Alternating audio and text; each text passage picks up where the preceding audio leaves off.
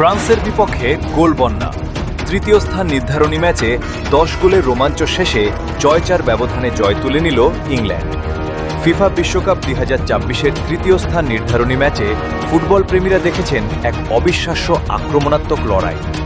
শুরু থেকে শেষ পর্যন্ত গোলের বন্যায় ফ্রান্সকে হারিয়ে বিশ্বকাপ শেষ করল ইংল্যান্ড। ম্যাচের মাত্র 3 মিনিটেই ডেকলেন রাইস গোল করে ইংল্যান্ডকে এগিয়ে দেন। 18 মিনিটে এজরি কনসার হেডে ব্যবধান বাড়ান। এরপর 47 মিনিটে বুকায়ো সাকা গোল করে স্কোরলাইন করেন 3-0।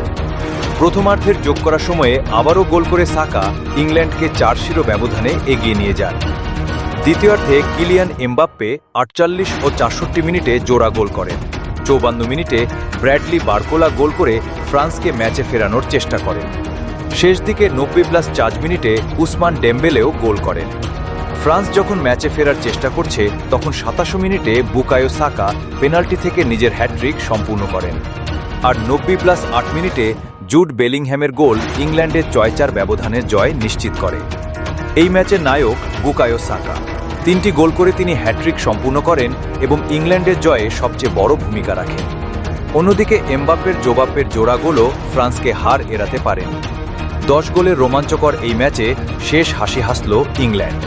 তৃতীয় স্থান নিশ্চিত করে বিশ্বকাপ অভিযান শেষ করল থ্রি লায়ন্স। আর লড়াই করেও চতুর্থ স্থান নিয়েই সন্তুষ্ট থাকতে হল ফ্রান্সকে। এমন আরও নির্ভুল ও প্রফেশনাল ফুটবল নিউজ পেতে আমাদের চ্যানেলটি সাবস্ক্রাইব করুন, ভিডিওতে লাইক দিন এবং আপনার মতামত কমেন্টে জানান।